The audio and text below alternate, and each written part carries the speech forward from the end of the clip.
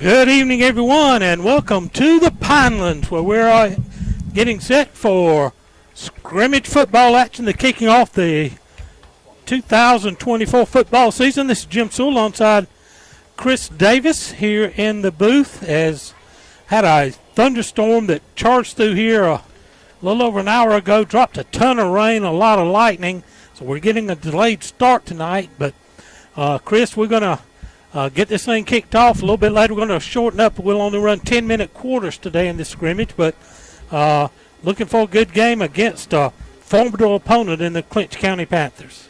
That is, Jim, and like you said, a lot of tradition here coming in with Clinch County to the Pinelands tonight, and luckily, great job. The field is rained off. We waited a few minutes for it. Lightning cleared out here. Teams are ready to roll. I know that both teams are eager to get this game in to start the season because, like for Jeff Davis, we're going to have an open week next week, be able to make some adjustments off of this. And Clinch is looking forward to it. You going to get out our captains? Yeah, we got Latrell Sellers. We got Carter Galbraith. We have Christian McDaniel. And we have Colby Beach are our four captains tonight. And did not catch the numbers on the Clinch County captains before they took the field. But we'll be set for action here shortly. Jackets in their gold jerseys, blue pants. They've gone back to the navy blue helmets this year. Clinch is in red helmets, white jerseys, and gray pants. And Chris, this will be the last time we see these particular uniforms, as they've got new gold and white, gold and blue pants, white and blue jerseys that'll be coming out next 2 weeks when we travel to Washington County.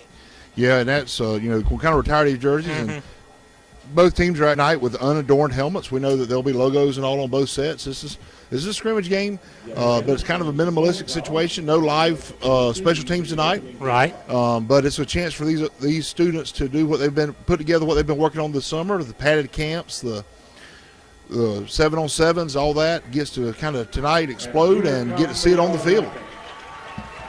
Well, the Jackets will get the ball first to start this thing off, and here come the Yellow Jackets onto the field. The Clinch County last year 11-2 overall. They were region champions. They made it to the quarterfinals of the state playoffs, where they fell to Manchester by a score of 21-17. Their coach left at the end of last season, and their former coach and returns, and so they're not expected to drop off very much. They're in Class A Division II, and of course the Jackets this year falling down to Class A Division I. It'll be an interesting matchup here. We've got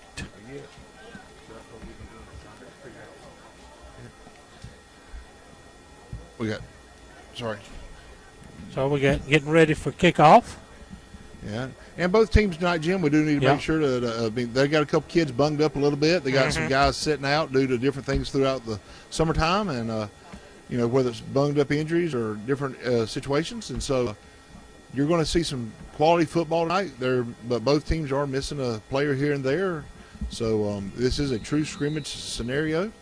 No live play on the special teams. They'll kick off, and the ball will be dead where it's received. So the Jackets are going to start at about the 32-yard line, it looks. Again, it's only going to be a 10-minute quarter tonight. But we'll get to see some action from both sides of the ball. Not going to play a set number of downs. It is actually a true football game in the aspect of they're going to run the plays. You get 4 downs to get a first down. You don't get it, you either punt it. Everything will be like a regular game except for the special teams. And understand, your main varsity players will play the first 3 quarters, and then the backups and reserves, JVs, basically will play the 4th quarter. Center Cade Carver leaves them out of the huddle. We're going to go back to the traditional wing tee. Got Colby Beach under center, Kyrese Hunt as your fullback, man in motion. Going to give it to Kyrese on the first play, and he's going to come up short of the 35s. They'll pick up a couple on first down and make it second down and about 8. 34, Kyrese Hunt on the carry. 34? other starters across the offensive line. You got senior Mason White and another senior Uriel Ortega, Cave Carver, the senior at center, junior Jalen Gamble at the other guard position, the other tackle senior Malachi Jones. Going to put Benjamin in motion. He's going to get the pitch and be hit in the backfield for a loss. E.J. Benjamin in one of the wingback positions. Jude Worthington getting the start at the other wingback. Now, Jim, we do have to put out it is a wet field. We did get, if you can see the sidelines on both sides, there's a lot of water, but in the field it dried off pretty quickly. But when the rain stopped, there was a lot of water standing on this field. Yes, it was. So 3rd and long for the Jackets on their opening possession. They're going to have one receiver wide to the near side. Hunt offset in the backfield. Benjamin in motion. Beach rolling far side, looking downfield. Complete. Latrell Sellers on the catch right at the 40-yard line. That's going to be close to a first down. What a catch by Sellers.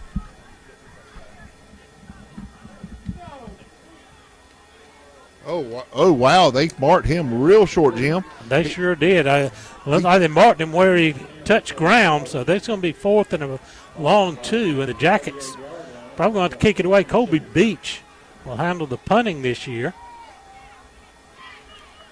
Colby, quarterback for the starting quarterback, punter, and is had a pretty good career season in baseball this past season. He sure did, and I'll be looking for him to toe that rubber come spring, as he really came on as a starting pitcher last year for the baseball team. The Jacks have to punt on their first possession. We say that. Colby definitely got the wheels to take off and run if he sees an opening. Going to do the rugby-style kick. Going to hit around the 30, take a big roll. Do a nice roll inside the 10, and they're going to put Clinch in a hole. They're going to start spotting her about the 8-yard line. Jim, just correct me if I'm wrong here. He can't fake it if we're dead, right? That's right. We can't run a fake off the punts. But be aware of that in regular season. They're going to spot him. It's like about the 9-yard line. So it'll be 1st and 10 for Clinch at the 9.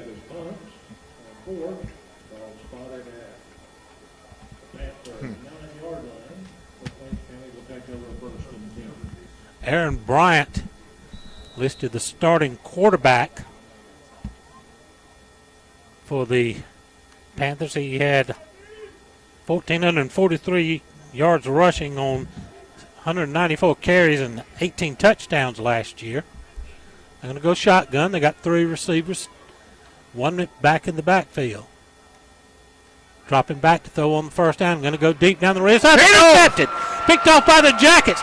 He could take it in to score, and here he does. Touchdown! Yellow Jackets on the first defensive play of the game. Jim, that was number 8. Was Messiah Swinson. Made the pick and had clear sailing down that far sideline. Jackets on the board quickly. Fabian Valdelamar will return to the kicking duties this year.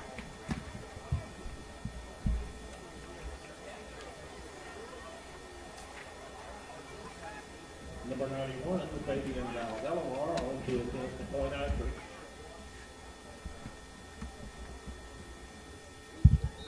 Beach is your holder. Valdelamar showed a strong leg last year, and he kicked a game-tying field goal at the end of regulation, the spring scrimmage. He kicks that one through, and the Jackets are up 7-0 with 7:16 remaining here in the opening period. We're not everything set up for our sponsors commercials this year, and we do appreciate all the great sponsors who have come on board. Of course, the Beasley Group handling our live streaming again this year. Jeff Davis Hospital, I believe, is our network sponsor. And we'll be getting you all the fine sponsors. We appreciate Miss Oliver and the great work she's done in taking care of the sponsor sales, getting the sponsors lined up, be able to bring you another season of Yellow Jacket football. So Val Delamar will tee it up to kick it off.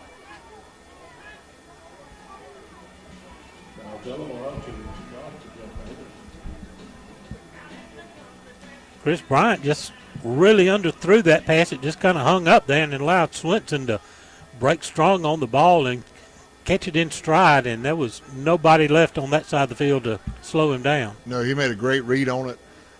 Like you said, it kind of floated up in the air, gave him a chance. The receiver never looked back quick enough to even make a play on it. So it was a great job by our defense to read it and make an adjustment.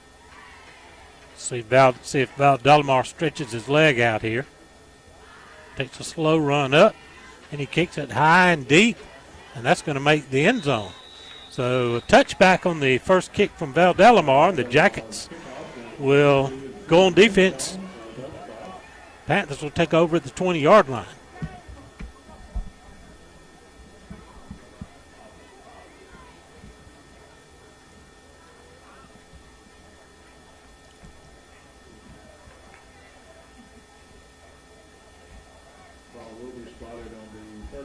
Jackets will open up in 2 weeks. Traveling to the House of Pain in Washington County, Coach Helton's alma mater. Be a fun trip. Be my first trip over there. Bryant hands it off straight ahead, breaking tackles and diving forward. Picks up 3 or 4 yards. 18 on the carry, it looks like. That was John Self. Number 10, Jaden Reed on the carry. Check that. That was Jaden Reed. Brings up 2nd and 6. Split twins to the near side. Stunt. Bryant takes a snap, fakes it, takes the handoff, keeps it himself. He's going to be up close to a first down across the 40-yard line. And he does have the yardage necessary to move the chains. First down on the play, ball flying at the 42-yard line, 1st and 10. Who was that carry? That was the quarterback for Bryant. Gotcha, sorry.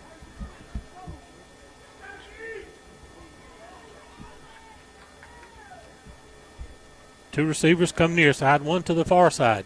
Jackets walk a man up on the 3-man front. They hit him in the backfield and dropped him for a loss. Big tackle by number 47.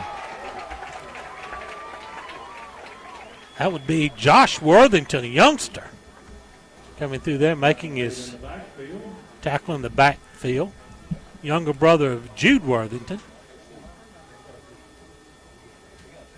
He walked right up in that center guard gap and came untouched right directly to about intercepted the handoff.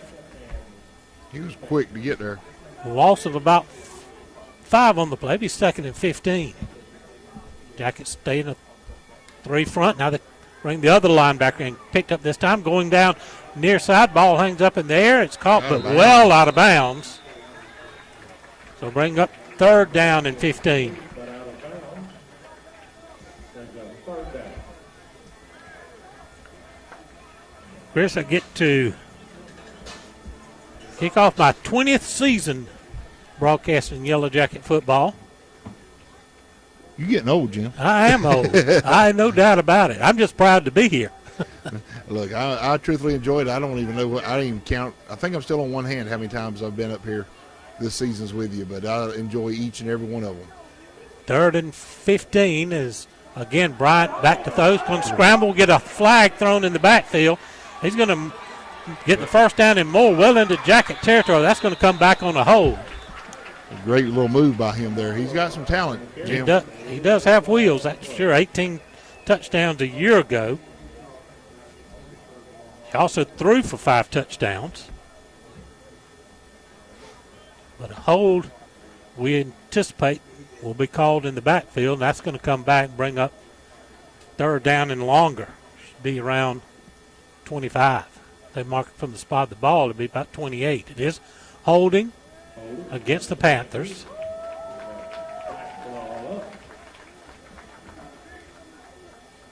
Move it all the way back to about the 27-yard line. 27-yard line. It'll be 3rd and 20-something. We're going to call it 3rd and 25. Probably going to be another try to pass it here. Bryant, again with just one back, flips a wing back over to the near side. 2 receivers near side. Jackets come on the blitz. He rolls out, breaks a tackle. Inside, and the Jackets gang tackle him around just over the 30-yard line. That's going to bring up 4th down. And they came on the blitz and forced him to tuck it and run before he had a chance to even look downfield. Got good penetration off that defensive line.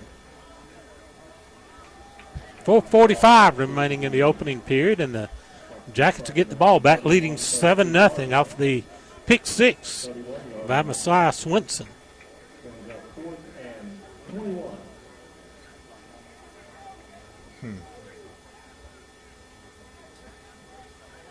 Jordan McQuarrie standing back at about the 35-yard line to receive the punt. There's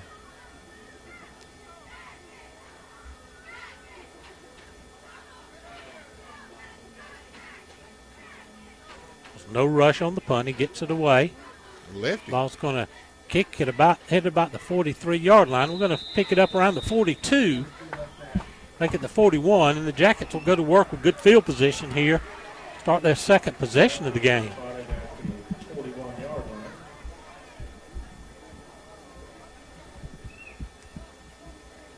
It'll be Jeff Davis 1st and 10.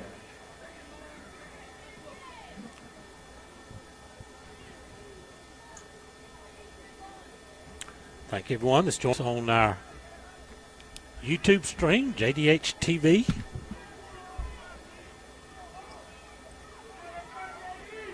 First and 10 from the 41.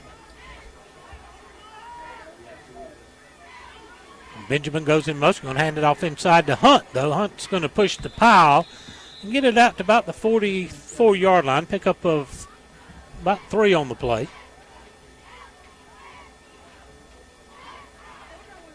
Tyrese Hunt on carry. Picked up 3 yards. Brings up 2nd and 7. 2nd down and 7. 44-yard line.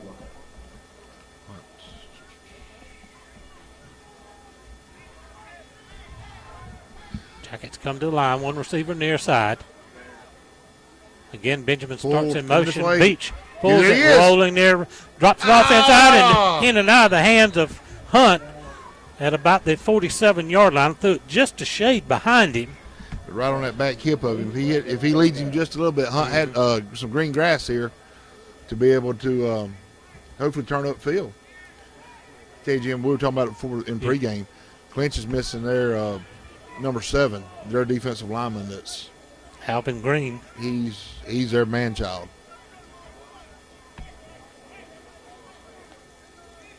He's a junior or senior this year? He is a junior. So 3rd and long for the Jackets. Man in motion, Beach rolling near side. Go with it. Going to tuck it under, run, dive for the 50-yard line, but come up short. It's going to bring up 4th down and about 2. Tell you, that's one thing. We talked about it last year with Colby, Jim. We saw the progression throughout the season when he was ready to start tucking and he started to turn it up. Yep. And that right there, the first play he tucks it and runs it this season, making that effort, he is ready to lead this team. And that's what we saw as he progressed last year is he didn't hesitate. When he decided to tuck it and run, he tucked it, put his head down and went for the green grass, and he didn't hesitate a bit there either. Took a pretty good shot. Well, head over heels there as he went down. I'll tell you, I was texting back and forth a little bit with Nate today, and he said that him and Colby really talk. They're close, and Colby is really ready and focused to lead this team this season. Rugby-style kick's going to be taken at the 21-yard line. So we're going to have the Legends Banquet coming up on September the 7th. Get your tickets. It's going to be another great night as we're going to induct 3 more people into the Jeff Davis Football Hall of Fame, honor the 1990 football team that I Yeah, believe that's the one that lost in the semifinals up at Brown. Is that right? It is, but let's be honest. You were making a shameless plug for coming. The voice of the Yellow Jackets getting inducted. I didn't say that. Uh-huh. I just said they'll be inducted, but I didn't say who. No, But I am honored that to have that selection. Bryant's going to take it, roll right, looking to throw. Now he's going to tuck it, get a flag thrown back behind the play. He's got the first down and more, but again, that's going to come back on a hold. Yeah, I'm picking with you, Jim. It is. I am very. I'm honored to be sharing the microphone with you, but you're truthfully you're getting inducted for your great contributions to the program and also to all sports with Jeff Davis. But I think also David Bush, and Alex Sanders, who went and played at Pikeville, and David played at Florida State. They're both getting inducted, and then the 1990 team. And it's a great night. They also honor and talk about these gentlemen that are playing with these legacy numbers. Legacy numbers, absolutely. I was mentioning Kobe Beach is number 16 with Nate. There's a few more out here. We'll talk about those throughout the game as we kind of spot them. Kyrese Hunt wearing 34. Then you got Latrell Sellers wearing 10. James Earl Cray's number. 67, I believe, was that? Was it 67 or 66? 66, I'm sorry. Yeah, you're right. Mason Ragland has that number there. It'll be a whistle before the snap. Got like a false start on the right tackle for Clinch County. Ball spotted all the way back at the 11-yard line. That'll be 5 more yards, and we'll take it back to the 6. Well, still first down, and the first going to have to go all the way to about the 31 for a first down, so a long way to go. Only 25.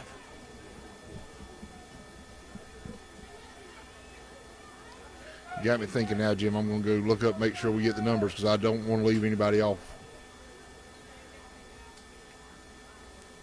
Bryant back to pass it from the end zone. Airs it up deep. That's hanging up in there. We're going to had another interception.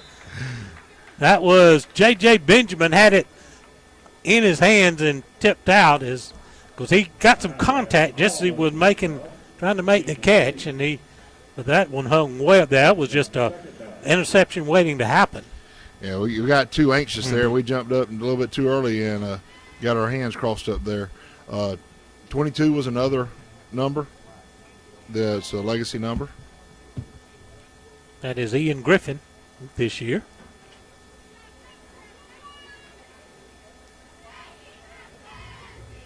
Here we go. A second down, 25. And the other one is number 47. That is Josh Worthington. Bryant taking the far side. He breaks free. He's got loose down the far sideline. Can anybody catch him? We'll finally run him out of bounds across midfield. That just shows you how dangerous he is. He gave that little dead leg fake right there and busted it to the outside on our guys. So from 2nd and 25 to 1st and 10 at the Jacket 49, Clinch is going to go no huddle. Again, tonight, this is a scrimmage game, so we're just we're having to train up some new tech crew to travel with us and all, so we're getting set up. When we go on the road to Washington County, we're hoping to have the replay set up, and we'll have our commercials for you. Minute 48 remaining in the first. Handoff straight ahead. Tackle made. Took a gain of a couple of yards. Jim, again, Jaden Reed on the carry. Was 22 Mike Stewart? I think 22 was Mike Stewart. And then 66 was Calvin Harrison's number. Right. 47 was Deshae McKeever's. 34 was Barry Jones. And then 16 was Nate Hibble, and 10 was James Earl Cray. That's right. So those are your guys and those legacy numbers, and you see those athletes out here tonight making an impact. Bryant keeps it again. He's going to be hit and dropped right about the 45-yard line. It's going to bring up 3rd down and about 6. And if you want to know a little more about it, come see us at the gala and see Mr. Jim getting inducted that night in the class of 1990s football season. The David Bush and Alex Sanders, and they'll talk about the legacy numbers. They have a great night representing Jeff Davis football. Absolutely. Get a good meal, silent auction, and a lot of good things going on. Jackets come on the blitz. Bryant back to throw. Gets it complete to the far side. He's going to go out of bounds. He's going to be close to the first down. I think he's a little bit short, maybe a yard short over there.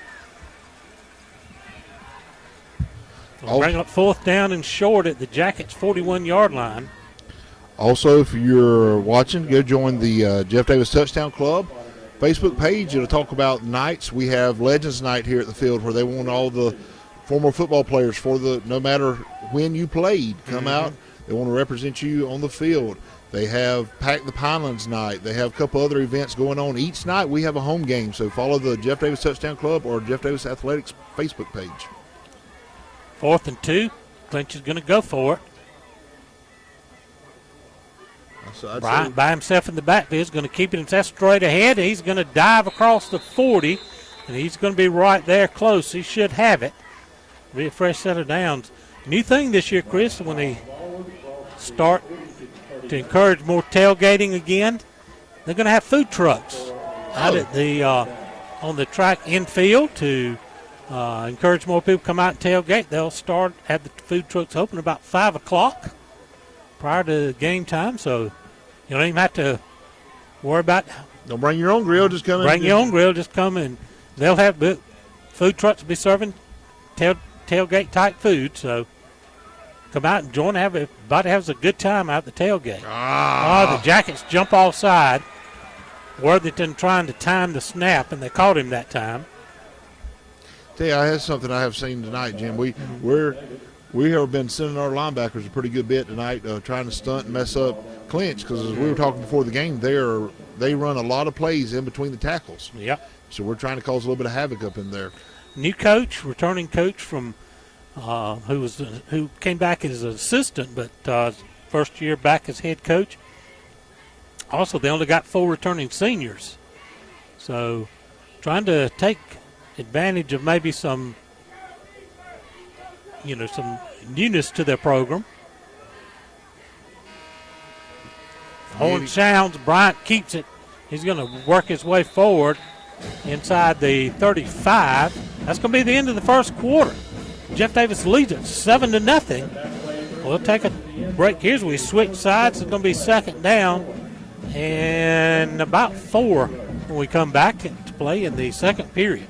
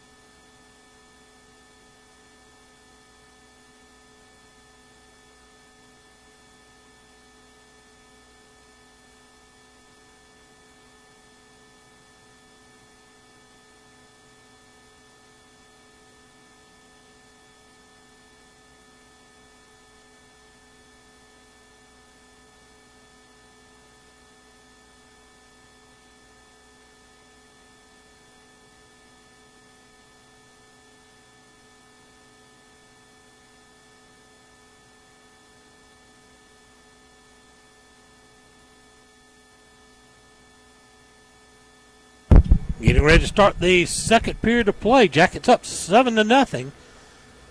Clinch has it 2nd down and about 4 on the Jackets' 33-yard line.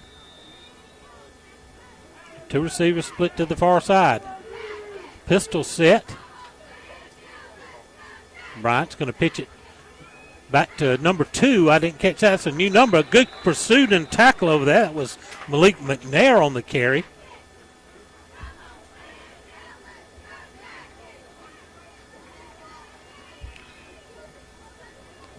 No gain on the play. Makes it 3rd down and about 4. They got our yard marker wrong. There we go.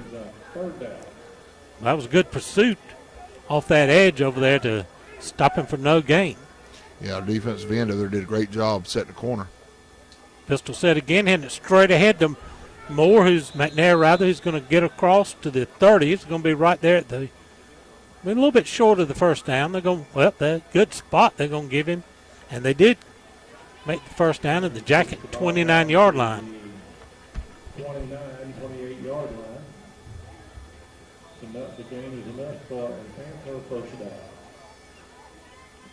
A fresh set of downs.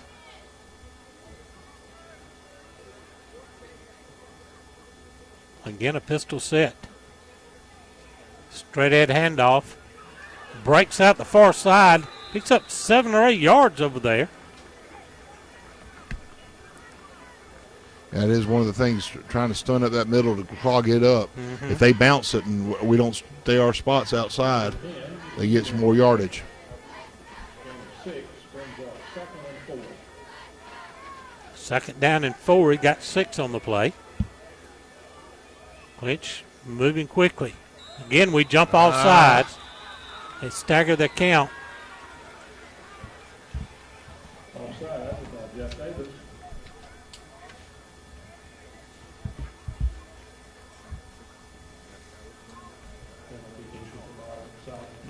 Well, that'll be enough for another Panther first down.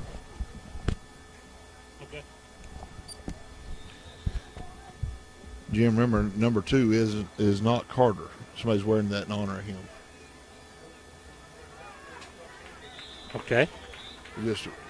I saw him popping in play, and I remember you calling Carter Galbraith. I'll have to find out who's wearing that number tonight. Yeah, I see the number. Now he's listed on the roster. Number 8, Miller on the carry. Gain of 2 brings up 2nd and 8. 2nd and 8. And Carter had that terrible accident at baseball practice last spring and recovered, got back in time, but not cleared to compete. Empty backfield set for the Panthers. Bryant on the keeper. Hit him right at the line. He's going to fall forward close to the 15. Tell you one thing, talking about Carter real quick. Jim, we saw him when you and I were here watching him at the passing league camp they did, or padded camp they did there at the end of July. He's out there at his position. He's helping coach up those guys and doing a phenomenal job right now, taking the role that he's been given, the cards he's been dealt. He's doing a phenomenal job rolling with it. And so I'm trying to figure out who's wearing his number tonight. Third down, and let's call it 7. Again, empty backfield. Trips go to the far side of the field. Now they flip Jaden Reed back over. Now he's to the near side, 2 to the far side. Bryant in the empty set's going to keep it, try to sweep far side. We hit him up in. Good job. Number 22 there coming in. That's Ian Griffin. Ian Griffin came in and just cut his legs out from under him. Brings up 4th down and make it still about 7. So no gain on the play. What a play by Griffin. 15-yard line. 4th and 7.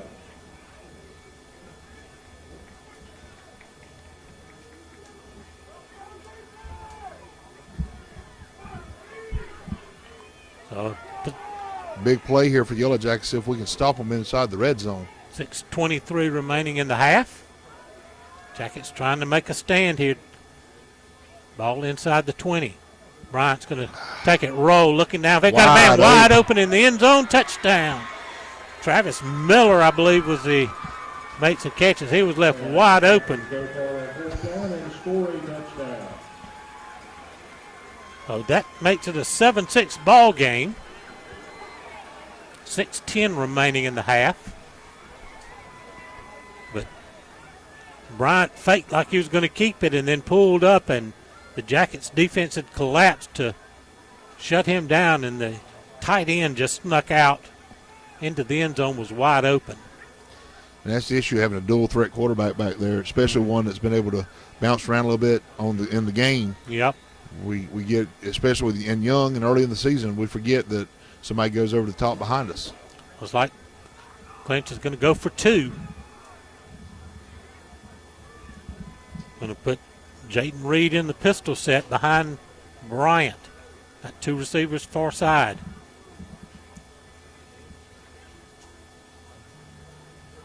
Bryant looks over the defense.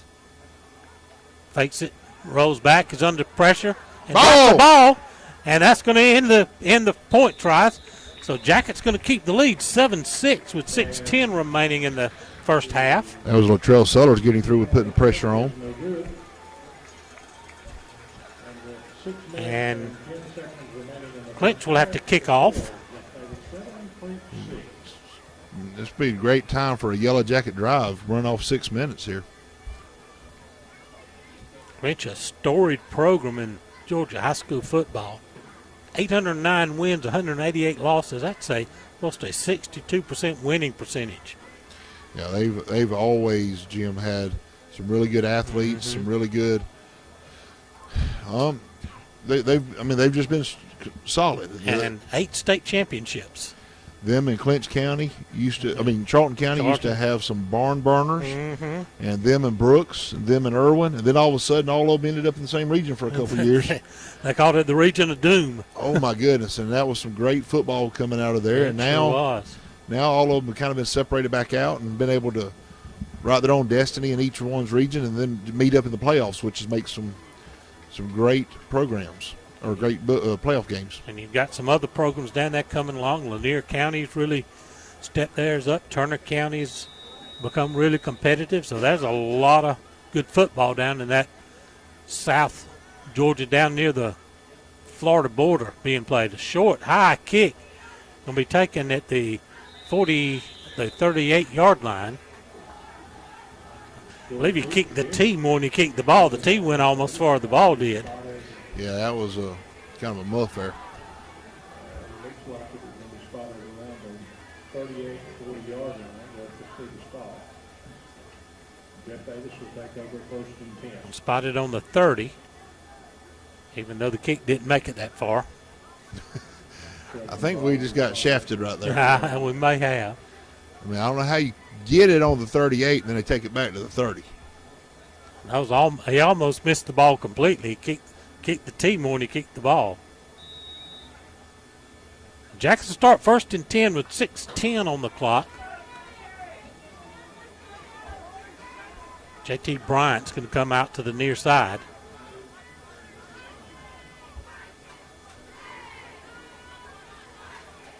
Benjamin starts in motion. Beach gets inside handoff back to Kyrese Hunt. Nothing doing there. He's going to be dropped for a loss of a couple of yards. That was number 2. We got to figure out which one that one is on the carry.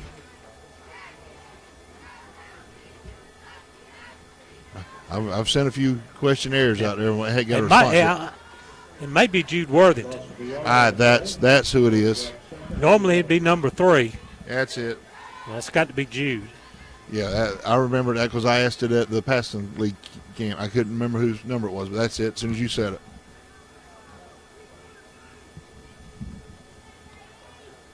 Second down and 11.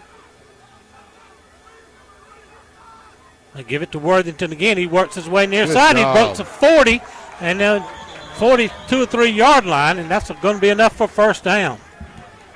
Hey, Jude gives a good yardage there. Yeah, he did a great job. Good little cut as he come around the corner, saw the field in front of him. And I'll tell you what the coaches saw when we ran the play before. We pulled 2 guards out here. They were there. We just missed our blocks. They come right back to it, got a little bit, give Jude a chance to get a little bit deeper instead of coming right down the line. And he was able to make that cut off that block, and that's what got us busted there for about a 12-yard gain. Bryant's going to split out far to the left, to the right, rather. Jackets heading from right to left. The near side hash. Give it straight ahead to Hunt. Good. Blast through across the 50, close to a first down. Picks up about 9 on the play. Hit that circle on NCAA right there and hit a spin move. The ball across midfield. Ball will be spotted around the 47-yard. Shame to admit, Jim, whenever that game come out, the NCAA 25 couple last month, Jeremiah might have gotten it and might have convinced me to go play a game against him. Did he beat you? No. Actually, first game, I was a little rusty. It was a 14-13 game. He won. Next one, it was back to old school. Second down, 1. There we go. And this time Clinch comes across as Josh Worthington started in motion. Tell you what's funny is when that game come out, all the guys and like, oh, kids do nothing but stay inside. They don't do anything. A bunch of grown men stayed inside for 3 or 4 days trying to relive their childhood. First and 10 for the Jackets at the 42-yard line.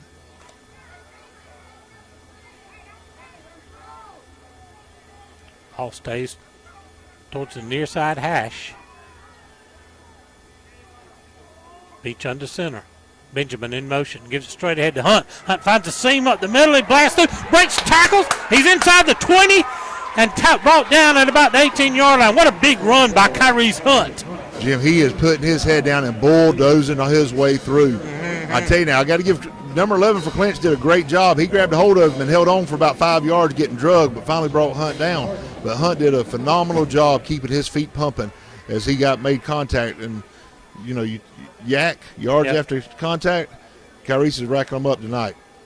3 minutes, 40 seconds remaining in the half. Jackets head by 1, and we're going to get a timeout on the field. Clinch is going to call time and try to regroup their defense. But Chris, we got about 119 viewers on the YouTube channel right now. Would appreciate everyone that's tuning in. Hope I know we got some folks from out of state that like to tune in and watch Yellow Jacket football. A lot of former Jackets that tune in regularly, and we sure do appreciate their tuning in and supporting our program. Yes, definitely. And guys, you know, some of you last year over the season reached out and asked if there was ways you could help support, and it was through different times. Elizabeth Oliver has got a Facebook page or an ad out. So does the Jeff Davis Athletics. If you're out there and you would like to donate to Jeff Davis Athletics, it does not go straight to football. It does not go straight to cheerleading or band or softball or any of the other sports. Cross country, I was trying to think of what's going on right now. It goes to the athletic program as a whole. It is shared amongst all those. It's shared with the audio video crew that helps us. So if you would like to support that, just check on one of those ads. Reach out to myself or Jim Sewell, and we'll put you in the right contact. You can do an alumni ad, get your name read across, or if you want to do it anonymous. Beach gives the handoff near side. Jude Worthington makes contact at the 15 and fights his way for another couple yards, so he's forced out of bounds. I'll pick up about 2 or 3 on the carry. Make it second down. We're going to call it 8. Clock stop with 3:30 remaining in the half. Jackets lead at 7-6 on the pick 6 by Messiah Swinson. Well, Jim, and I guess we need to tell them that when we go on the road, we've got some new hardware that everybody has told us. We've tried around places that it's supposed to be better than we attempted to use last year. So we're excited to get that and give it a try. And the plan is it's going to work smooth, and you'll get to see the quality on the road as you do here at the house. That's our plan. It worked well later in the baseball season as we implemented that on a trial basis. Beach back to throw, looking down. He got a man wide open, and the end zone overshot him just off his fingertips. He had a step on him, but the ball was just out of his reach. That was J.T. Bryant down there in the end zone, and just out of his reach brings up third down and it was about 8. That was Bohannon, 15. Check that. You're right, it was Jonathan Bohannon. You had Bryant over the top at the field goal. But Jonathan Bohannon slipping out of his tight end position.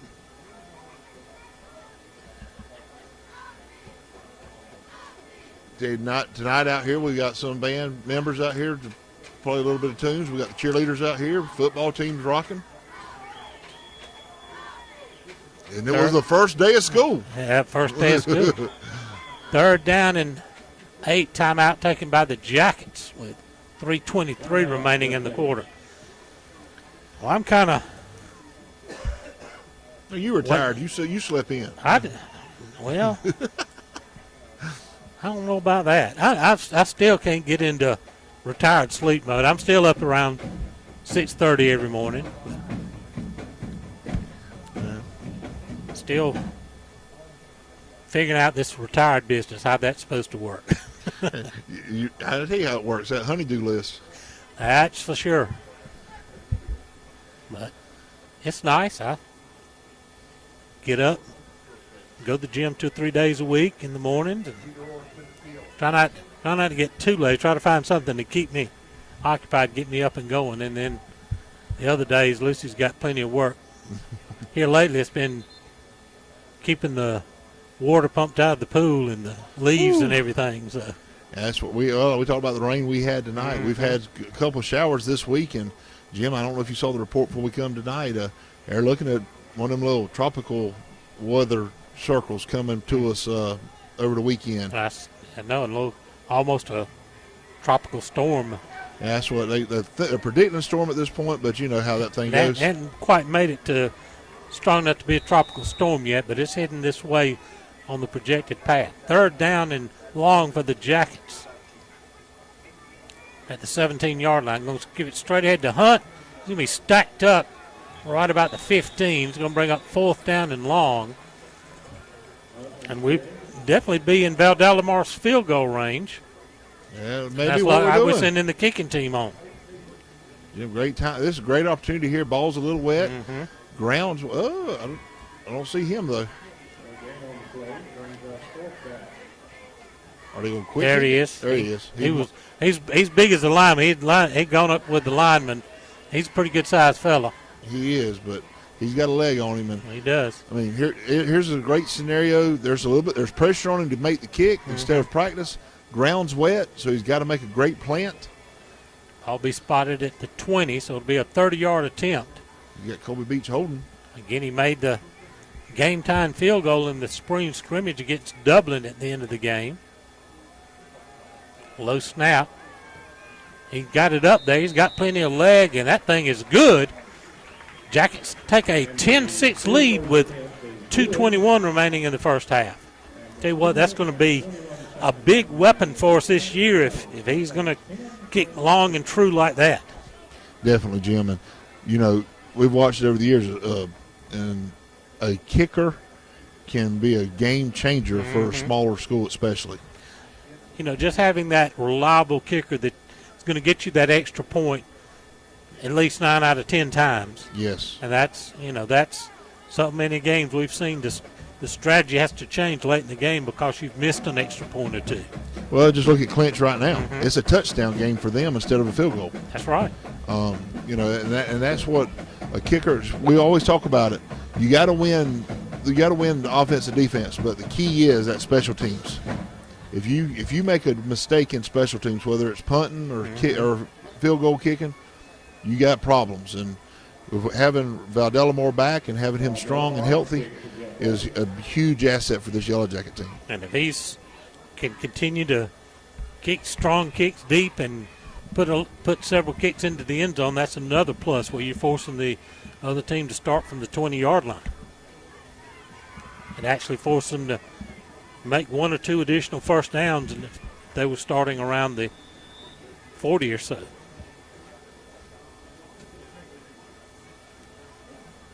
So Fabian takes a deep drop as he's getting ready to kick it away. 2:21 remaining in the half.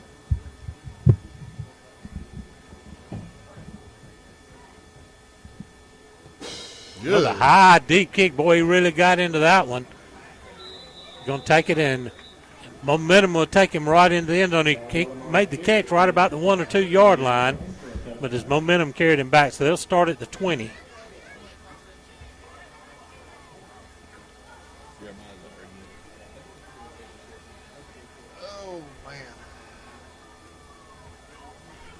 No, it goes to 25, doesn't it, Jim, for a touchback?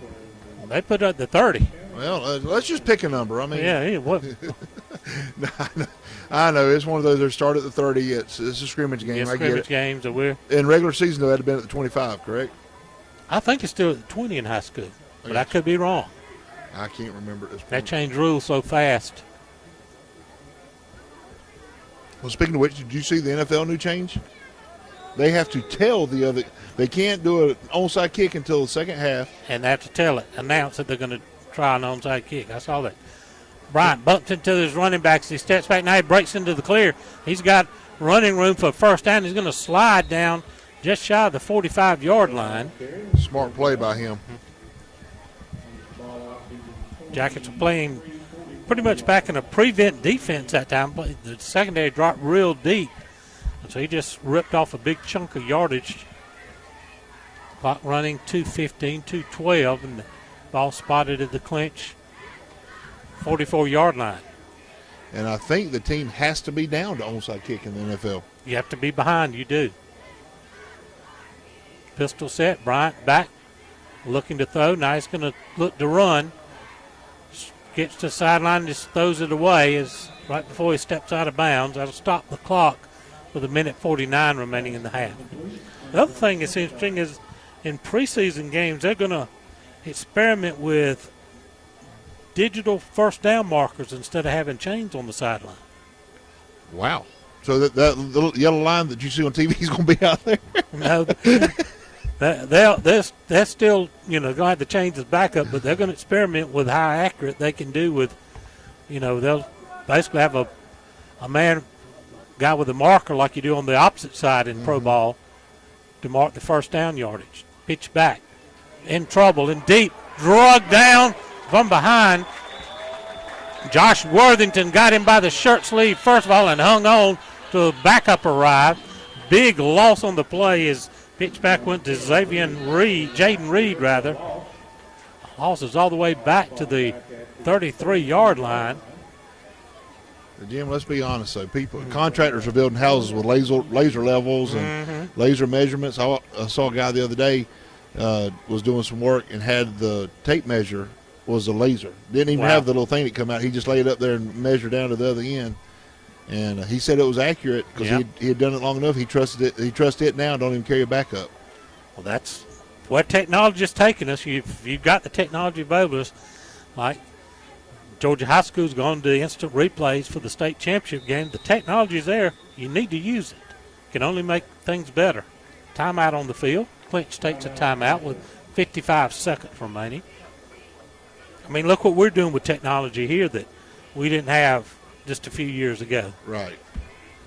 Definitely. And it's one of those things that as we progress, it makes the game better.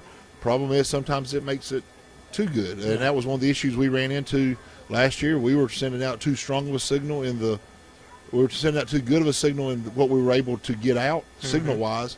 And so like I equated it to putting a watermelon through a straw. We had to back it off and do some readjusting. And you said you found out there during baseball season that the new thing we were trying was able to project the image we wanted to project. Yep. Give our viewers a great picture, and we're hoping it's going to work when we go on the road in 2 weeks to Washington County. And then the following week, Rutland, and that's kind of I'm trying to figure out. We'll have to figure out what we do there because the last time we had a game with Rutland, they didn't even allow radio broadcast from there. So see if that's still in effect.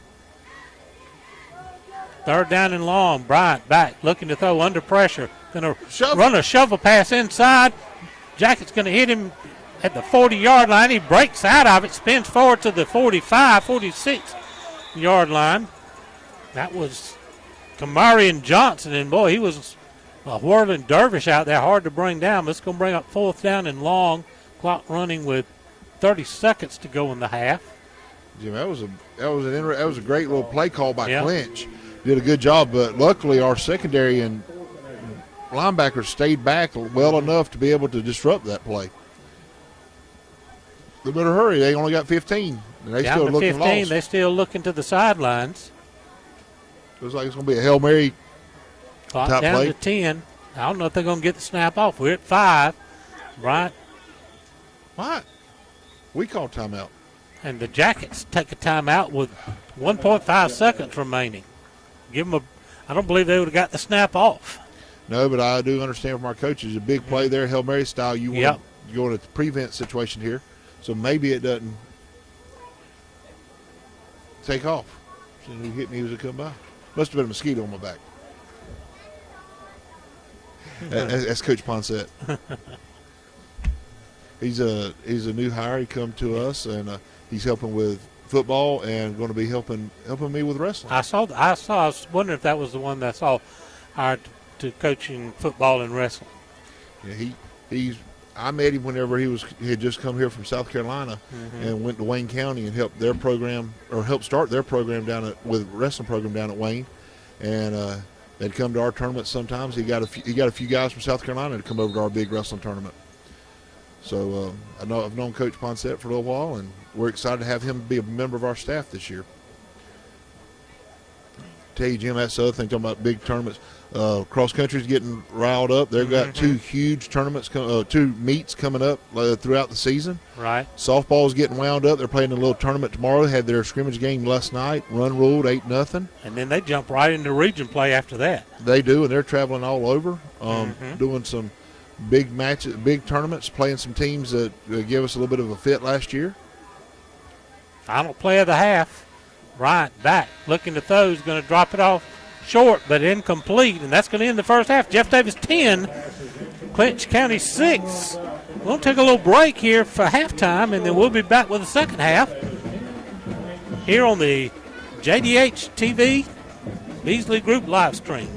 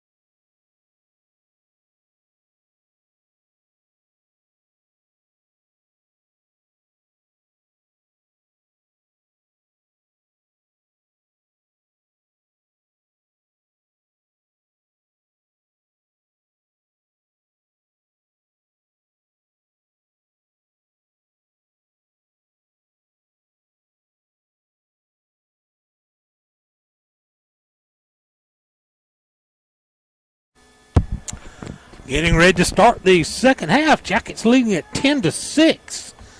As we get ready to go, Clinch will take possession to start here in the second half. Jim Sewell alongside Coach Chris Davis. Chris, good solid half for the Jackets. It was, Jim. Come out, got a little stymied there to begin with, a couple drives, but a big play by Swinson. Messiah Swinson, yeah. Couldn't remember his first name. By Swinson to get us that pick 6 there. Then back and forth battle a little bit. Then Clinch with a big play here and there got a touchdown. Unable to convert on the 2-point conversion.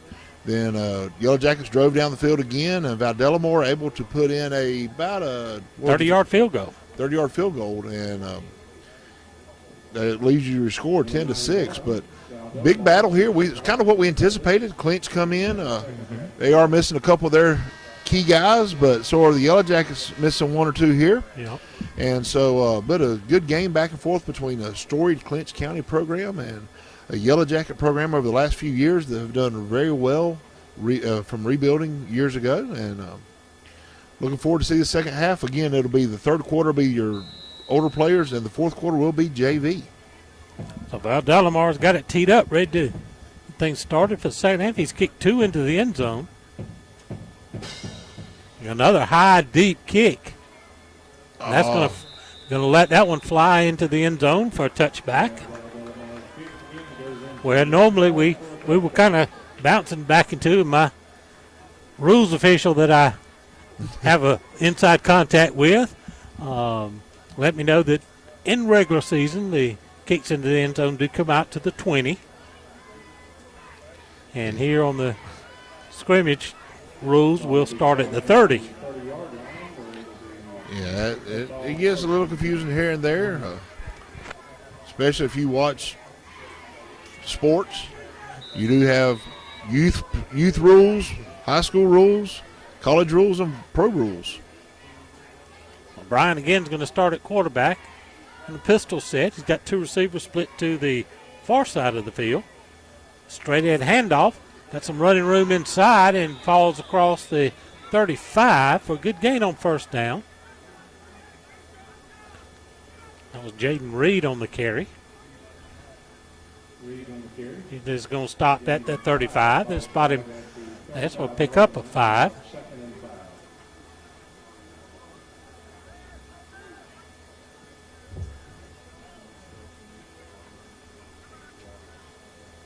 Stay with the pistol set. 1 receiver split to either side.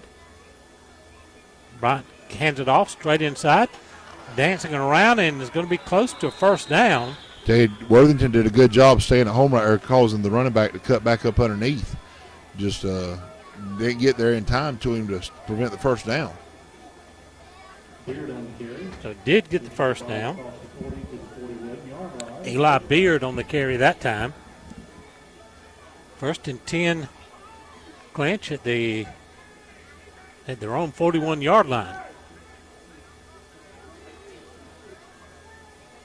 Brian again. Straight ahead handoff again this time. Jackets collapse. Short gain on the play. I believe that was Beard again. Picked up 2. Be second down in about 8. 2 weeks from now, we'll kick off the regular season on the road to Washington County. Coach Lance Helton's alma mater and a storied house of pain. Bryant pulls it, sweeps near side, hit him and knock him down just across the 45. Bring up third down and about 4, it looks like. Hey, Clinch has got a couple of decent-sized linemen there, too. They do have some beef up front. And again, Aaron Bryan, a senior, returning over 1,400 yards on the ground. Another 400 through the air. 23 touchdowns total last year, so he's a true dual-threat quarterback. Third down, he pulls it again, low and real side, looking to work. We get him sacked all the way back at the 40-yard line. And Jim, you're talking about they only had a couple of returning starting seniors. Yeah, looks like Ortega got the first contact, held him up. Ball spotted back at the 40-yard line. But Uriel Ortega 4th and 11. with the sack. 4th down and 11, and Clinch is going to kick it away. Good pressure by our Jacket defense. We've put some pressure on Bryant, but he's been elusive and broke through containment a few times to make some big gains. But we've kept in his face anytime he tried to throw it. Line drive punt is going to be taken at the 26-yard line. Jackets will take over there with 6:52 remaining in the third period. Number 20, Jordan Craig. Ball will be spotted at the 26-yard line. It'll be 1st and 10. Jackets lead 10-6. First possession here of the second half. Hey, Jim, but anyway, I was making a comment about they're having 4 returning seniors. The Yellow Jackets got 21 seniors on roster right now.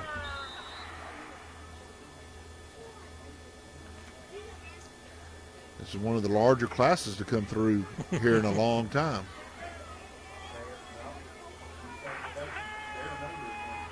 Beach on a sweep to the right side, going to cut it back real quick. Gets brought down by number 6. But had a Calvary out here lead him around as he made a cutback to gain a few yards for the second down. It looks like it's going to be about 2nd and 7. Ball will be at the 29-yard line. And 2nd and 7.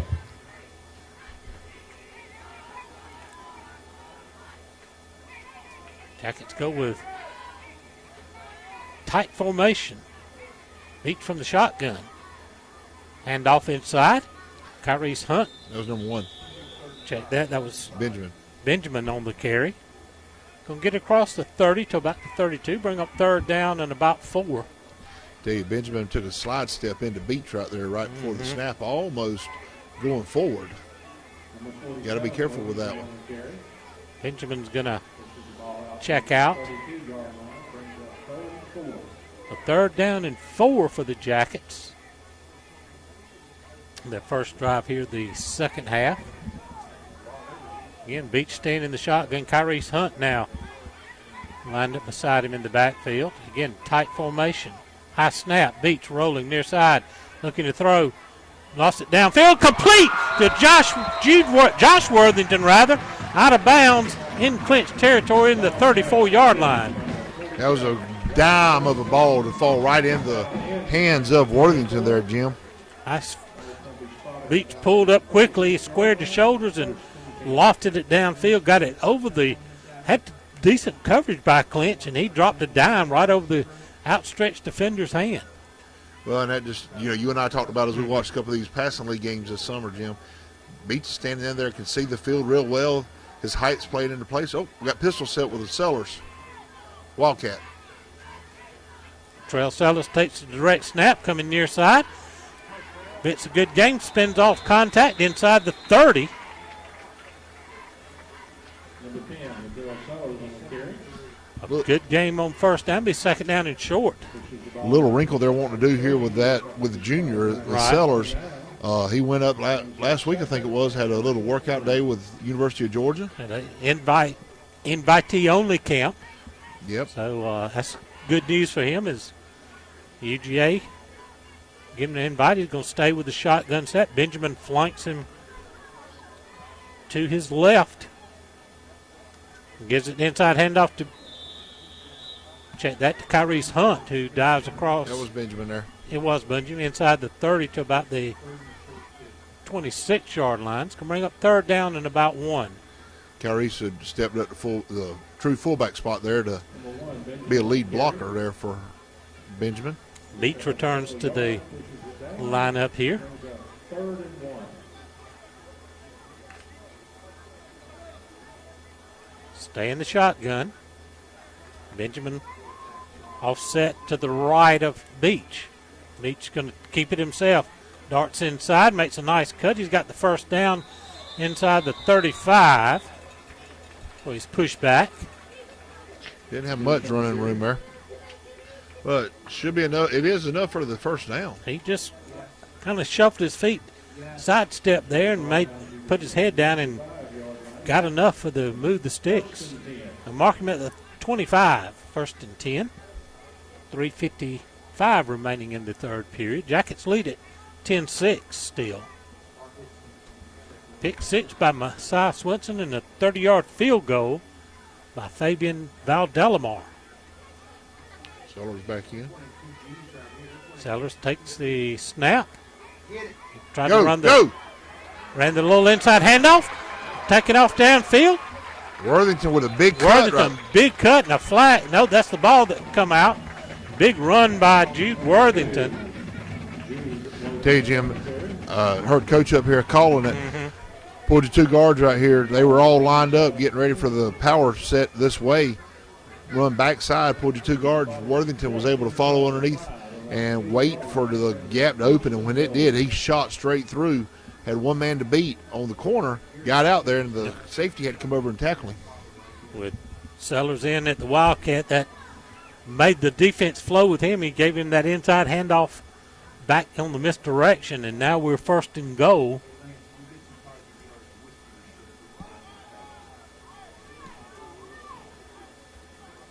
Sellers back in under center. That's Beach. Check that Kobe Beach. He pulled it! Pulls it. He's looking, north side, diving for the goal line. He's in. Touchdown, Yellow Jackets. Kobe Beach does it himself from about 5 yards out.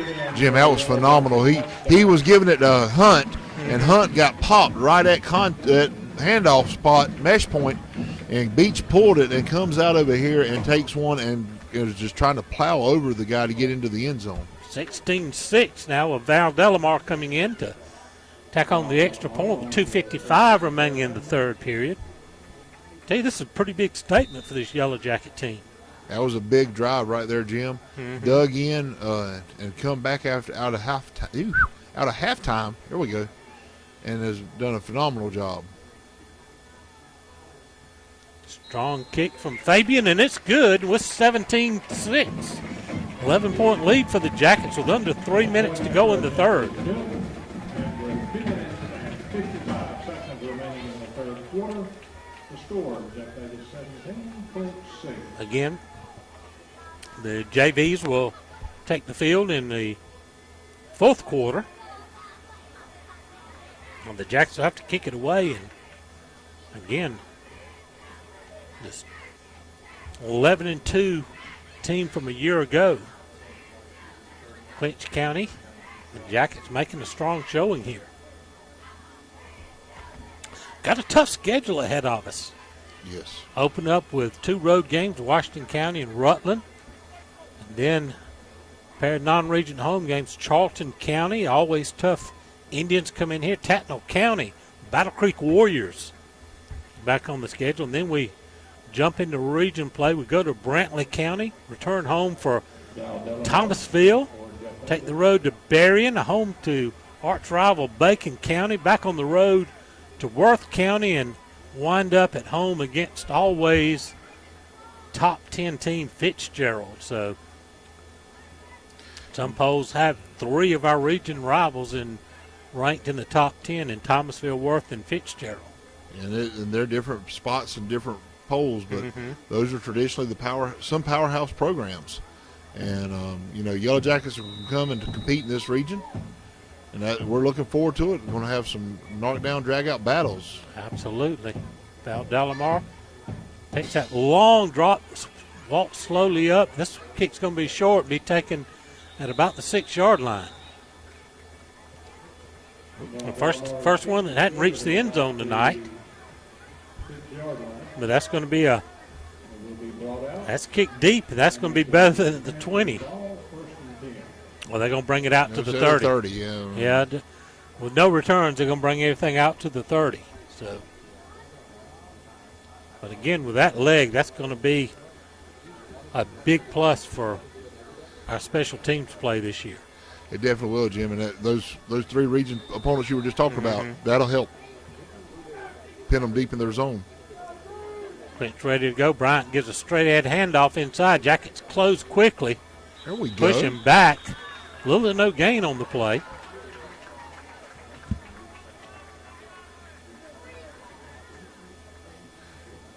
I got to say it. Yeah. Nice field there by the middle linebacker.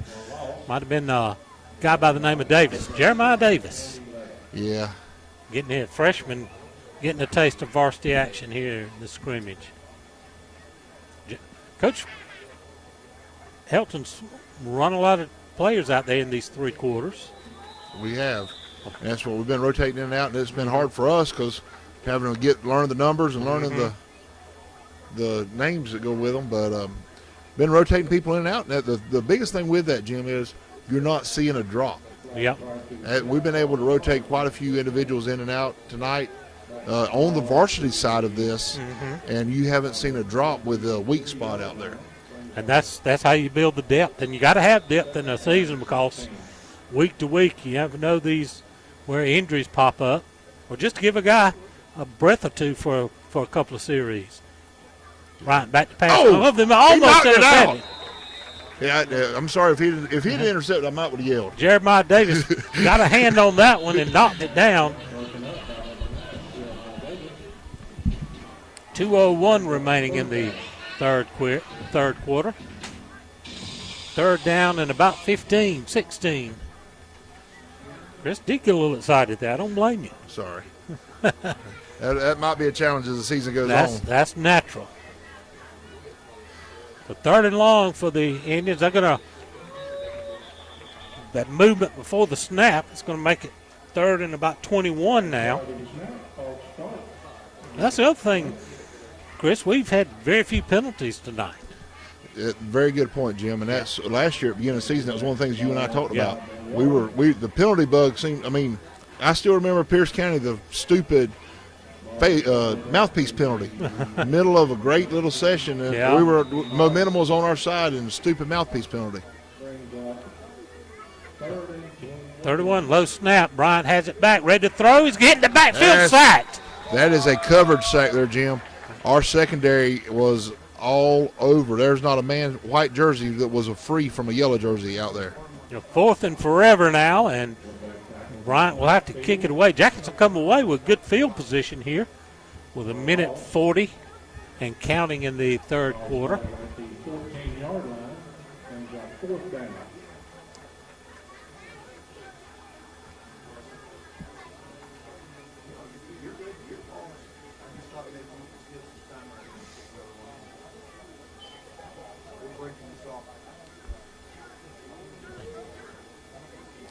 Jackets drop a man back at That's the a different 45.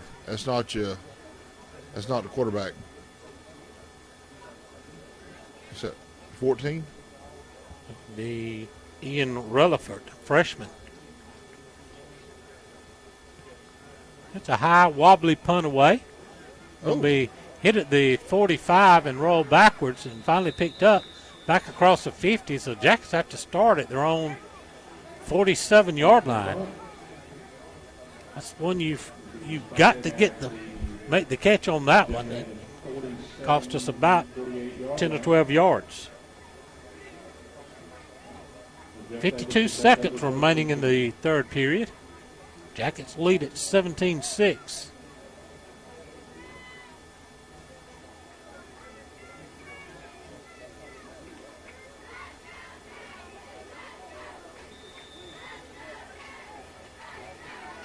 Colby Beach going to take the snap. One receiver splits near side. Goes back under center with the traditional wing team. Man in motion, cross formation. Gives it inside. Good cut. Hunt breaks free. He's in the open. He's at the 35-30. Sprinting to the far side, 15-10. Touchdown, Yellow Jackets. Tyrese Hunt goes 56 yards for the touchdown. Jim, and the biggest excitement of that is when he kept his feet right here and he stumbled coming across the 45. He almost put his hand down for a spin drill, was able to keep his feet and still come out and was able to cut it over to the pylon. And then Swenson had to be careful with it, but had a great cutback block to keep number 1 from chasing him down. 23-6 for the Yellow Jackets with 38 seconds to go. Well, Delamar back on for another extra point attempt.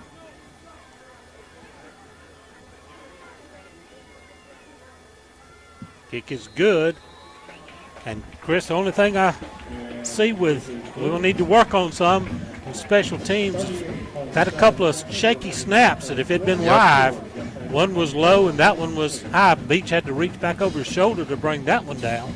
We'll have to work on the snaps for 2 weeks before we go to Washington County and everything goes live on extra point attempts. Well, one of the positive sides of that is we do have Colby Beach as a holder. Yep. So he can field the ground ball, come up, and make a play. He's proved that tonight with some of the decisions he's made of pulling it and come around the corner, or even looking over the top and dropping it in on the dime. So 24-6 now. Jackets expand their lead.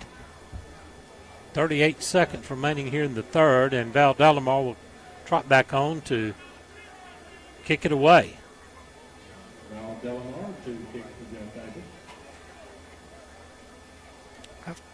I don't know that I've ever seen a kicker quite work the drop the way he does. He goes real deep and just starts forward, almost just walking forward, and then about 6 or 7 yards from the ball, he breaks breaks his stride into a sprint, and boots it away. He gets 11 yards deep off of it, and just slow walks it till he's about 5, and then he goes into the traditional run forward. Ball's going to be taken at about the 5-yard line. But Clinch will take it over at the 30.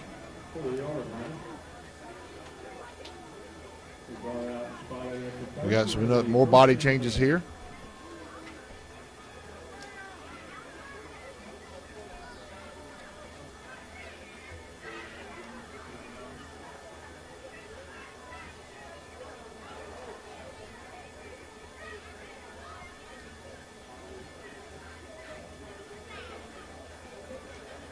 Clinch is still leaving some of their big skills in, but Yellow Jackets are starting to rotate in and out.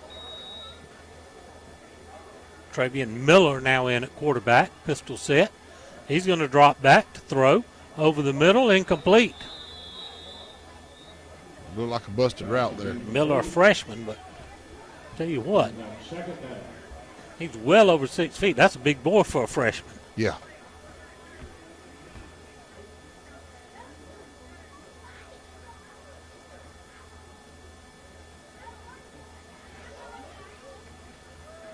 We've got Swenson's lined up on him, which that's a decent matchup. Or, excuse me, that's Benjamin over there lined up on him. It's a decent matchup. Straight ahead handoff. Breaks free on the far side. Got running room. There he goes. Down the far side. See if we can run him down. He makes the inside cut. And finally brought down deep into Jacket territory. Jim, that was Bryce Moore. Might recognize that as Bardrew Moore's son. Number 18. Made that tackle, was able to chase him down.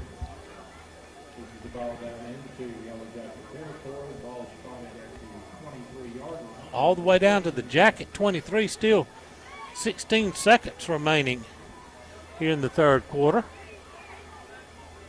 It was Eli Beard that made the long run. Ball loose on the ground, and Miller has to fall on it. A loss of 2 or 3 on the play. That's going to be the end of the third quarter. Your score after 3, Jeff Davis 24, Clinch 6. We'll be back with the fourth quarter in just a second.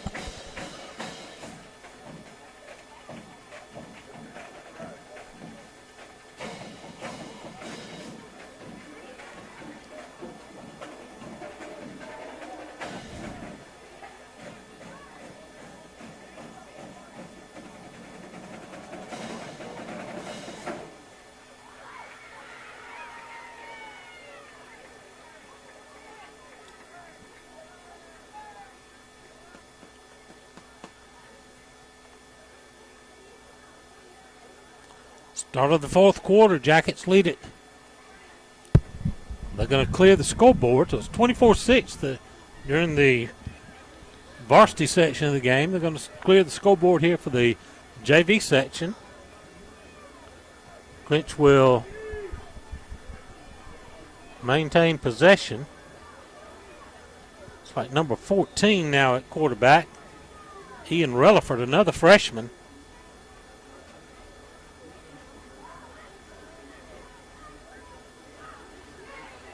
There we go. Ahead. Jeremiah Jeremiah Davis comes through on a blitz and hits a run in the backfield for a loss of 3 on the play. Actually, about a loss of 5, I believe. And third down and long.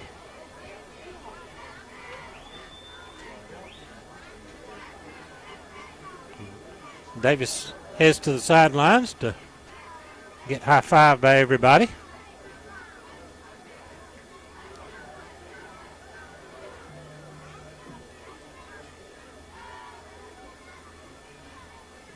Pistol set, 2 wides to the left. Third and long. Relaford with the snap, straight at handoff. We hit him. Comes out of there. Sprints to the outside, still on his feet. Flag thrown way back behind the play. Will be stopped right about the line of scrimmage. Well, let's check the flag. I don't know which hold they called, but there was a bad one over here on this side. Don't wave it off. Oh, my goodness.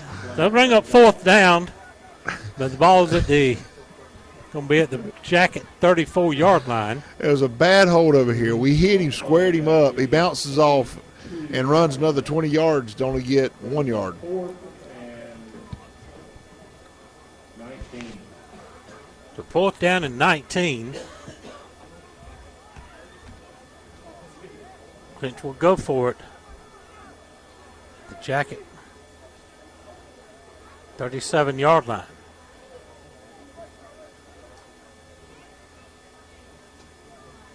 Relaford on the snap, pistol set 2 wide. Straight head handoff. Again, he's going to be stopped after short gain on the play. That was number 35, Braylon Barnador, on the stop there. The Jackets will take over on downs at the 32-yard line. You can tell these guys ain't want to come off the field.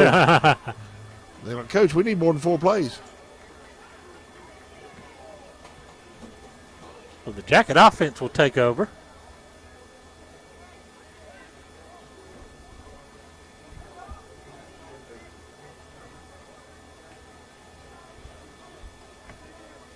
Aiden Dent will be your quarterback.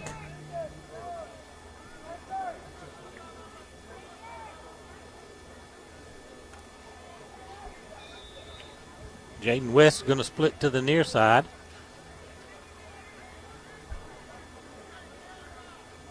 Dent under center, two backs in the backfield, man in motion. Handoff straight ahead. Breaking tackles on the run on the far side.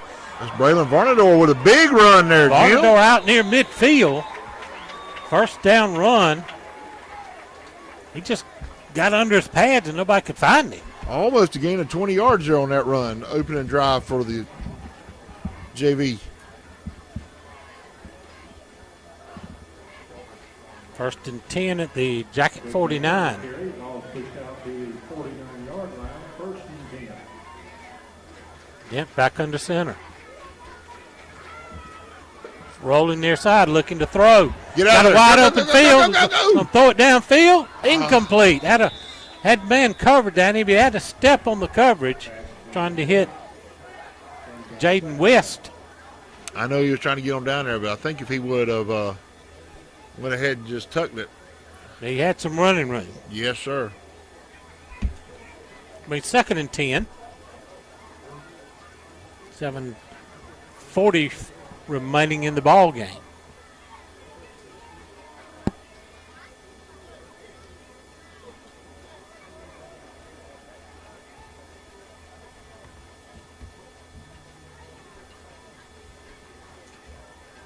West again is going to split to the near side.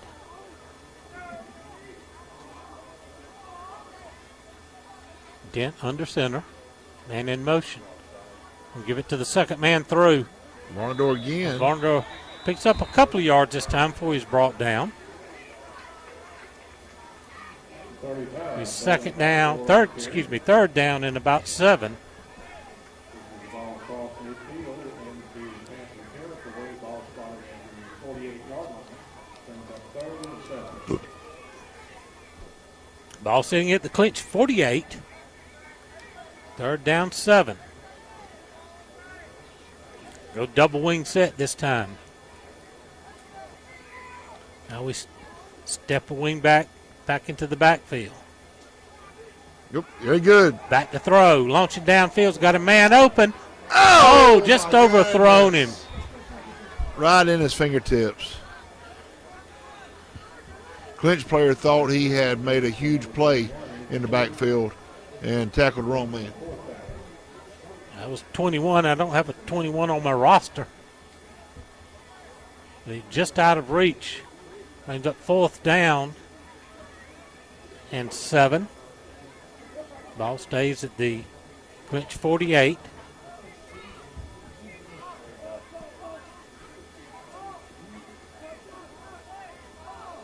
Dathan Manning checking in for the Jackets. Now he comes back to the sideline.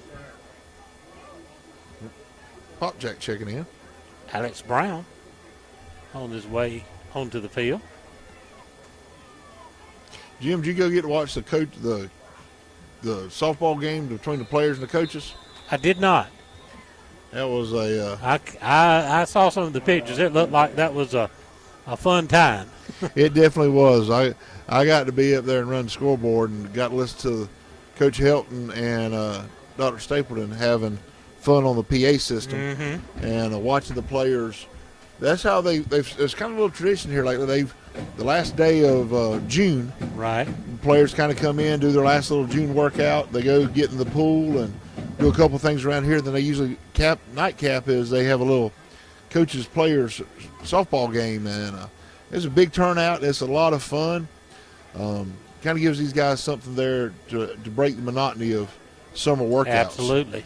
And then they come back after dead week in the month of July and start hitting it hard with some padded camps and some things to get ready for acclimation week last week. And now they're here playing a scrimmage game tonight.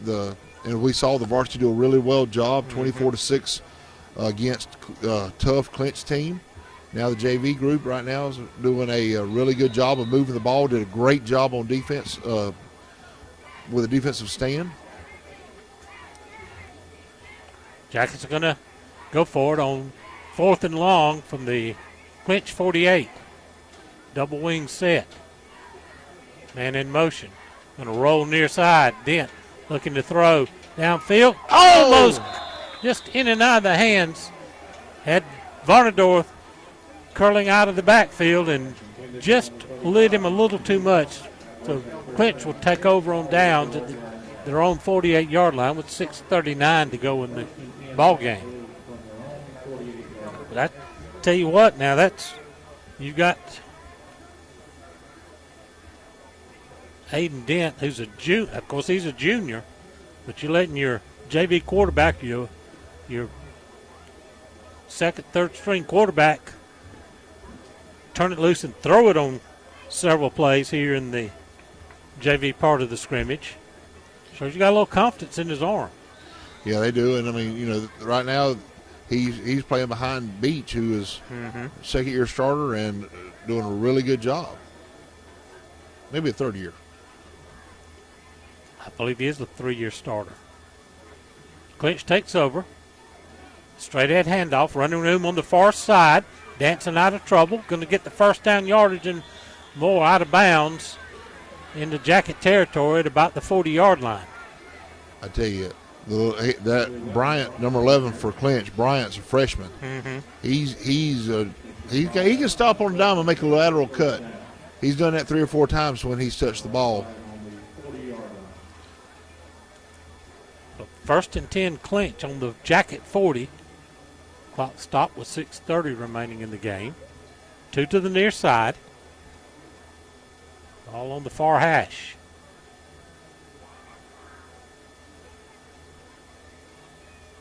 Pistol set. High snap. Handoff straight ahead. There he Finding goes running again. room inside. He just makes those little cuts inside. He's loose down the far sideline. Finally run out of bounds deep Can't tell if that's 25 on the tackle. inside the 10-yard line. That was Sampson on the tackle there. Touchdown saving tackle more than likely. First and goal for Clinch at about the Jacket 8. Around the 8 to 9 yard line. So the first and goal, Panthers.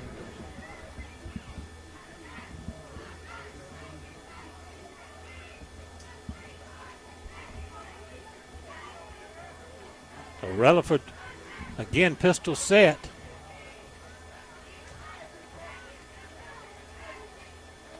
Gives it to Bryant straight ahead. We hit him right in the line of scrimmage and stop him.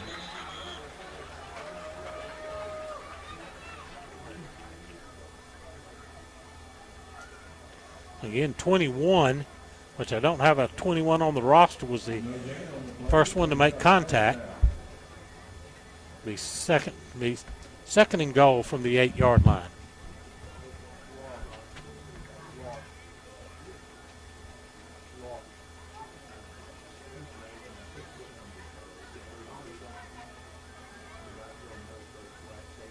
Jacket still 3-man front. Bryant gets a handoff and hit in the backfield. Again, number 21 is Let me see if I making can- a statement out there. Let me see if I can find out who that is. Tackle made in the backfield, number 21. Loss of a couple of yards. Brings up third and goal from the 11. That's Alan Ortega. Okay.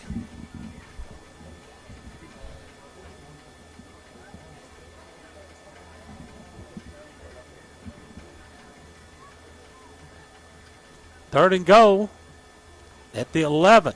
High snap. Oh, he Rutherford pulled it! pulls it. Keeps it outside. Contact made and brought down. Nice open field tackle. As Keelan Biggins with the tackle there. Going to bring fourth and goal at about just inside the 10.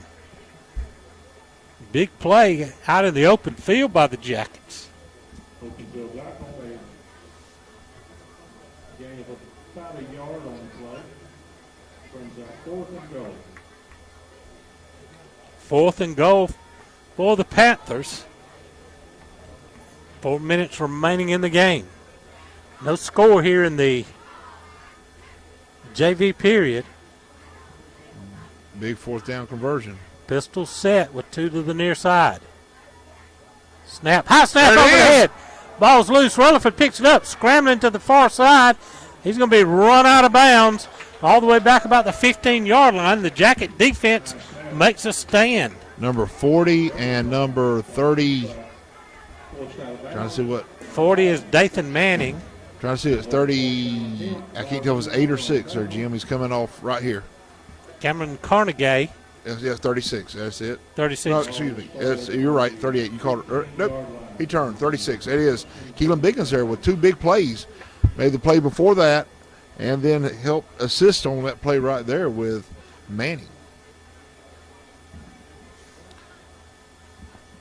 We've got good contrast on these numbers on the jerseys, but still 6 and 8s are hard to, when the jersey gets a little wrinkled up. That was it. On the front side, I couldn't see it. As soon as Yeah. he turned around, it was perfect. Jackets go to work. 24. Sweep on the far side. 24 on the carry. Got breaking tackles. He's all the way out to the 40-yard line. Jacob Laney with a big run. And a flag comes in late. Uh-oh. Tell you what, Some little Trying to- extracurricular there. trying to take after his big brother, ain't he? Laney with a big run. It was. Kalen Knox going to get sitting in the sideline there.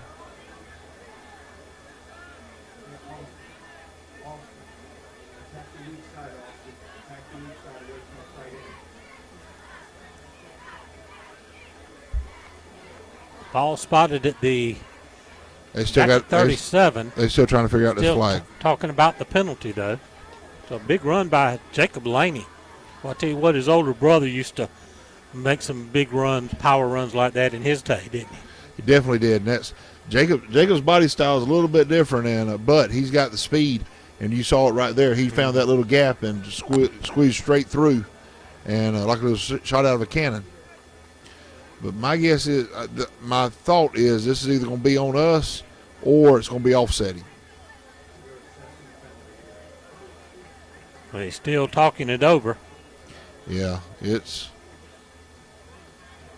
don't think it's going to be too good for both teams, because there was some scuffling going on between two players, but they're going to call it on both sides. And it is offsetting penalties. Oh, they've had ejections too. So yeah. So how is that going to work, Jim? This is a varsity scrimmage. If I understand, the ejections will be counted just like it were a regular game. Right. So they're going to be ejected for basically 2 weeks. For 2 weeks. Gotcha. Yeah. For the next game, I think. Or if it's second half, it may be 2 games. I'll have to check my rules official. See if he's still awake out there. Yep. Because I think in high school it's the game. It doesn't come back Right. into half. So, but I think it's 2 now, because used to it was 1, and then they had to tighten up because there was a year there that got real ugly. Jackets go with split backs in the backfield. Sweep near side, cutting back inside, diving forward across the 40 to the 42. Javorius feature there on that run.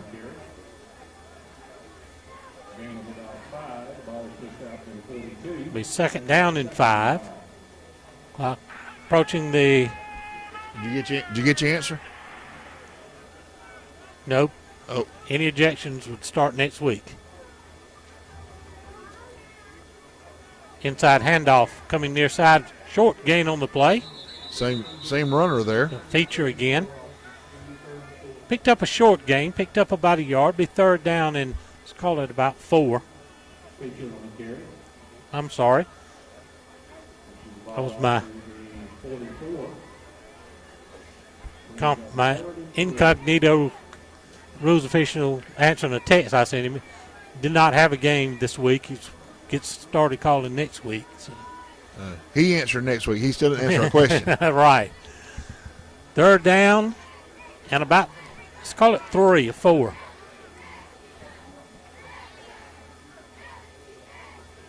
Get a handoff sweeping far side. He's got it running right first down. Laney down the far sidelines, out of bounds, deep into Clinch County territory there. all the way down to the 36-yard line. That's a big first down with 2 minutes to go. Jim, I'm kind of liking this idea about having the rules consultant on the side. I mean, The professionals have one they call in and ask their opinions. Unfortunately, he's going to be occupied most Friday nights. You got anybody who would recommend? First and 10 Jackets at the Clinch 37. I'd like for a neutral party to tell us that was a bogus call too. Go with the double wing set. Laney comes in motion, gives it straight ahead handoff. Big running room up the middle. Varnador again. Varnador takes it down inside the 25 to about the 22. Another first down for the Yellow Jackets.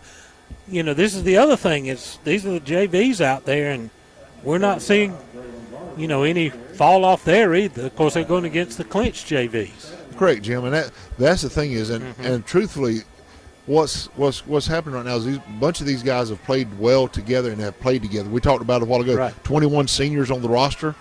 Not all of them have played all 4 years together, but they were able to, there's a hold call. Holding call is Laney takes a sweep to the far side. That will come back. But the thing about having 21 seniors right now at this point of the season, and some of these guys did not play all 4 years, that means those guys are close enough with each other, they convince their buddies to come out and try. Yep. And that is one thing I will say. That like the couple names we're naming off right now are ninth graders, freshmen. They've done a great job of staying together, keeping their teammates out. Look, I'll even say it. They convinced Jeremiah last year to come back out and try school football. Right. He didn't play his 6th, 7th grade year. They convinced him to come out as an 8th grader, and he's back out here now as a 9th grader. This is these group of guys that are playing sports now, and even the ladies that are playing sports, are doing a phenomenal job of recruiting and getting teammates to come out and play with them. 1st and 20. Straight ahead handoff. He pulled it. They pulled it back. They didn't. Kept it. He's got to the 30 and brought down. Be 2nd down and long. And you know that's going on fine. Tell you a good example of how important that could be. One of our legacy numbers, Bardrew Moore, Yes, sir. did not play his freshman year, and that his classmates talked him into playing, and he came out his sophomore year and set school records and ended up as an initial member of the Hall of Fame. So that tell you that classmate recruiting is man open downfield at the goal line, just too tall.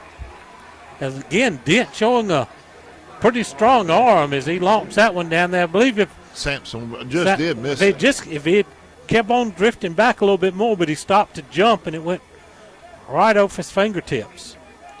But yeah, you're right. And I remember when Bardrew come out to us, he definitely was one that we knew could be a big impact player. And the guys close to him convinced him to come, and that's what you see right now. Look at the numbers on the sideline. I mean, this team has slowly built number-wise. That's right. And call the play. 3rd and long. Varnador with the carry up to the 25. It's going to be 4th and about 12 or 14. But you see it with football. You see it with the girls' softball teams brought out some. At all of our sports, like I said, name them off, cheerleading and band. Everything is growing, and the kids that are coming out or students that are coming out are there because their teammates went and found them. We're going to try a field goal attempt. This is a different number. This will be David Calderon, freshman kicker.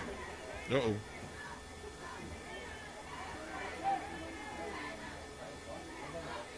Trainer. Uh-oh, got one on the other Jeff side. Williams having to head to the other side. Got a player shaking up over there. And they're bringing him to him. Looks like his shoulder or collarbone there, the way he's kind of holding that arm. It could be a stinger, guys. We're just saying what appears from over here. We're not trying to Our say trainer, anything Jeff wrong. Williams with Optum Orthopedics, who does a fantastic job with all of our athletic teams. We're just really fortunate to have a man of that quality taking care of our athletes. Most definitely. And you got him. You got Dr. Kirk out here. Dr. Laney comes out and helps. You got a bunch of other community members that are helping. We're talking about the kids going and finding each other. We've got adults going and finding ways to be plugging themselves into programs. And if you're out there and you would like to help support that, there's a way to be an alumni sponsor, be a silent sponsor. We're also selling Century Club tickets. That's right. That gets you into all home events unless they're playoffs. All athletic events. All athletic events. It does not mean just one sport. And so there's numerous ways to help support. There's numerous ways. There's fundraisers out there right now selling clothing. So if you need anything Yellow Jacket attire, check us out. If you can't find it, I promise you call the school. They'll tell you where to go to find something to help support these young men and women that are doing great things for our community. It'll be a 42-yard attempt by David Calderon, freshman kicker. Beach into hold again. Big kick here for this freshman Jim, and he's about half the size of the other kicker. Yeah, absolutely. Let's see what he A had. little bit of a high snap. Uh-oh. Oh, a big leg. That's got a chance. Oh! Just short. By about 3 yards. He gave it a ride, but just come up short. 14 seconds remaining, so Clinch will get one final play. Jim, I tell you now, we was thinking about it the other day. So the last big event on this field was graduation. Mm-hmm. What did it do that night? It poured. The event before that was Will Mosley's concert. And it rained right up to it. It had rain right up to it. We had to bring plywood in to get the stage out on the field. So we had this tonight. Yeah. It poured.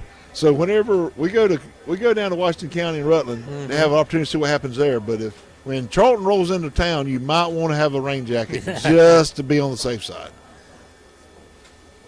So time for at least one more play. Jackets scoreless here in the both teams scoreless here in the fourth period, but Jackets won the varsity section 24-6. Jim, we saw a lot of bright spots tonight, like you said. Not very no penalties on the Yellow Jackets except for the unsportsmanlike there. Couple of offside calls. Defense. Yeah, we got a little anxious there. I forgot about that. A nice tackle in the open field by 54. Jamari Wilcox on the big play coming through the line. And that's going to wind it up. The Jackets, great showing by our younger guys here in this fourth period. Although they did not score, they came real close on a long field goal attempt, but shut down Clinch. A big positive night here. Chris, we get a lot of good things to take away from this one and get ready for the opener in 2 weeks. Jim, I just kind of watched right there when it was over. The excitement on the sideline by the players because they saw it coming together tonight. Right. Here's the thing. It's no easy feat. We fixing to have to get ready in 2 weeks to go to the House of Pain over in Washington County. There you go. But there's lots of positives coming out of this tonight. We saw some younger guys step up and fill some voids. We saw our older guys take leadership roles. And what you're going to see is I really think we're going to have a really special season this year. You're going to have lots of things come out of this. We're talking about how they've come together, how they've recruited some of their players. And we're talking football right now, but I'm telling you, it's happening through the school system.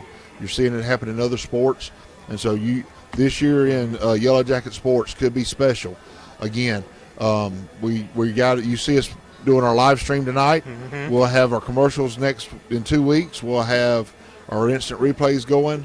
We'll have everything up and running as our plan. Right. Great crew here. We talked about adding in new people. Yeah. They added in new people with we got some new folks on our live stream crew, and they do a tremendous job for us every game throughout the season. Baseball, football, softball, soccer, baseball. They do all different sports that we do, and so we appreciate them and Mr. Blake Hersey with his leadership of that crew and all the good stuff they do. And so you need to be a part of this. If you haven't got your sponsorship offer in, let's go ahead and contact Miss Elizabeth Oliver or the school, and they'll get you hooked up to get to be a sponsorship. But what a great way to start this school year.